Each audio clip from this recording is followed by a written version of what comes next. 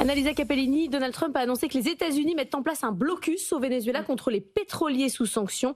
Trump, là où ça fait mal, c'est-à-dire le pétrole. Absolument. En effet, le régime de Nicolas Maduro utilise le pétrole pour financer le narcoterrorisme, la traite d'êtres humains, les meurtres et les enlèvements. Je reprends les mots de Donald Trump dans un message sur son réseau social. Donc, c'est pour ça qu'il faut un blocus total et complet de tous les pétroliers sanctionnés qui entrent et qui sortent du Venezuela. En fait, c'est juste la dernière étape d'une stratégie qui se met en place depuis plusieurs mois à la Maison-Blanche, avec d'abord des accusations contre Nicolas Maduro, qui serait un narcoterroriste, avec des frappes en mer sur les bateaux qui sont soupçonnés de transporter du fentanyl, et donc ces attaques contre le pétrole qui s'intensifient ces dernières semaines.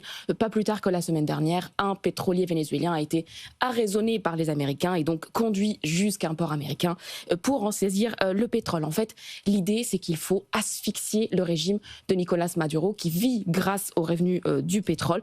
On sait que le pétrole vénézuélien est soumis en embargo depuis 2019, mais qu'il se vend quand même sur le marché noir à des prix cassés. Il se vend notamment aux Chinois et donc ça suffit au régime pour survivre. Donald Trump, il affirme que ce pétrole-là appartient aux États-Unis. Oui, en effet, il dit que la pression sur le Venezuela ne fera que monter jusqu'à ce que le Venezuela restitue aux États-Unis tout le pétrole, toutes les terres et tous les autres biens qu'ils nous ont volés. Encore, je cite le message qu'il a posté cette nuit sur son réseau social. Alors cette phrase, elle est au milieu de ce long message, mais elle est cruciale, il ne faut pas passer à côté. Pourquoi ? D'abord parce qu'elle nous redit l'importance de la doctrine hémisphérique à Washington. C'est en fait cette réinterprétation de la doctrine Monroe qui dit que les États-Unis doivent se concentrer sur le continent américain et qu'en fait ce continent américain devient leur arrière-cour. On est là-dedans. Hein. Ce qui appartient au Venezuela, en fait, appartient tout simplement aux États-Unis. Et puis, parce que Donald Trump a toujours affirmé que sa lutte contre Maduro était en fait une lutte contre le narcotrafic et contre le fentanyl, qui est un fléau pour les États-Unis.